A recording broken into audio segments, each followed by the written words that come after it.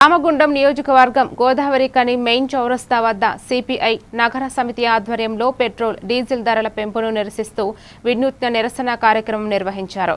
నాయకులు ఆటో ట్రాలీని తాళ్లతో లాగుతూ కేంద్ర ప్రభుత్వ విధానాలకు వ్యతిరేకంగా నిరసనకు తెలిపారు. ఈ సందర్భంగా సిపిఐ నగర కార్యదర్శి కె కనకరాజ్, కార్పొరేటర్ మార్కాపూరి సూర్య మాట్లాడుతూ ఇంధన ధరల పెరుగుదలతో నిత్యావసర వస్తువుల ధరలు పెరిగి సామాన్య ప్రజలపై తీవ్ర భారం పడుతోందని విమర్శించారు.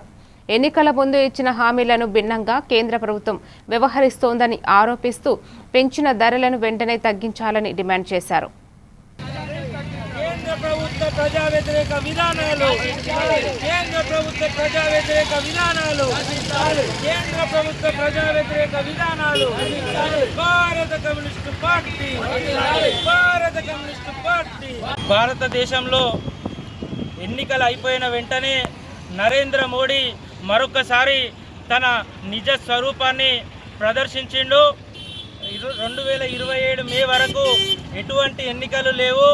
ప్రజల మీద యథేచ్ఛగా మళ్ళా భారాన్ని కొనసాగించచ్చనే దురుద్దేశంతో పెట్రోల్ ధరను 3 అనుకుంటేనే భారతదేశాన్ని సంక్షోభంలోకి నెట్టేటటువంటి దుర్మార్గపు పాలన కొనసాగిస్తూ ఉన్నాడు. ఈరోజు పెట్రోల్, డీజిల్, గ్యాస్ ధరలు పెరగడం ద్వారా ప్రత్యక్షంగా ఈ ధరలు పెరిగితే పరోక్షంగా నిత్యావసర సరుకుల పైన, రవాణా వ్యవస్థ పైన అత్యధిక భారం పడి ఉన్నటువంటి ప్రజలు తీవ్ర ఆర్థిక ఇబ్బందులు పాటించేటటువంటి విధానాలకు ఎక్కడ కూడా సంబంధం లేదు.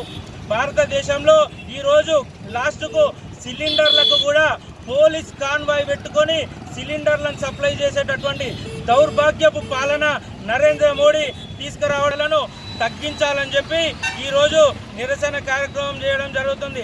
దేశవ్యాప్తంగా పెంచిన పెట్రోల్, డీజిల్ ధరలను తగ్గించకపోతే కమ్యూనిస్టు పార్టీ ఆధ్వర్యంలో మరింత ఆందోళన కార్యక్రమాలు ఉధృతం చేస్తామని చెప్పి హెచ్చరిస్తా ఉన్నాం.